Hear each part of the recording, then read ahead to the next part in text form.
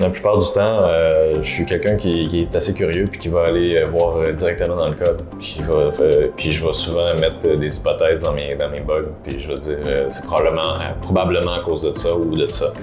Est-ce que les développeurs qui sont assignés aux bugs les lisent? Je sais pas.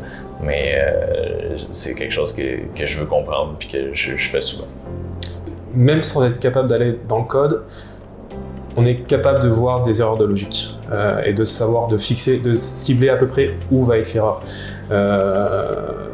Exemple tout bête, si on a une exigence qui nous dit quand c'est inférieur à tel nombre, il se passe telle chose.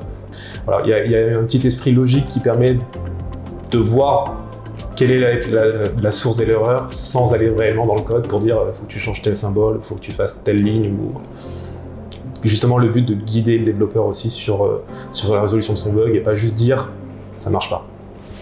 Les développeurs aiment pas forcément quand on leur dit juste ça marche pas, mais pourquoi, qu'est-ce que tu as fait, voilà.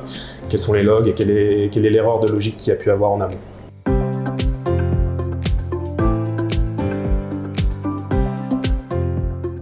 Docteur. En quoi? Docteur médecine? Médecine, ouais. Médecin. Retourner vers la presse écrite. Ah.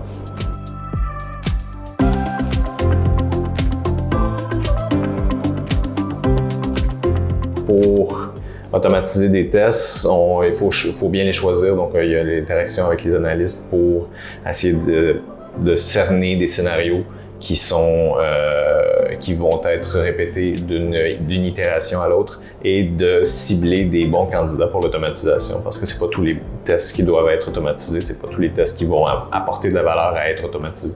Les interactions sont vraiment au cœur de notre métier parce que voilà, le but c'est vraiment d'impliquer tout le monde dans la qualité et de vraiment donner de la visibilité sur ce qu'on fait. La confiance, c'est le but. C'est le but de notre métier, c'est vraiment que les développeurs soient confiants une fois que c'est passé entre nos mains et qu'on livre, ils soient confiants de ce qu'on livre, que le client soit confiant quand on fait une livraison, il sait qu'on a fait ce qu'il fallait en amont, voilà. Donc confiance.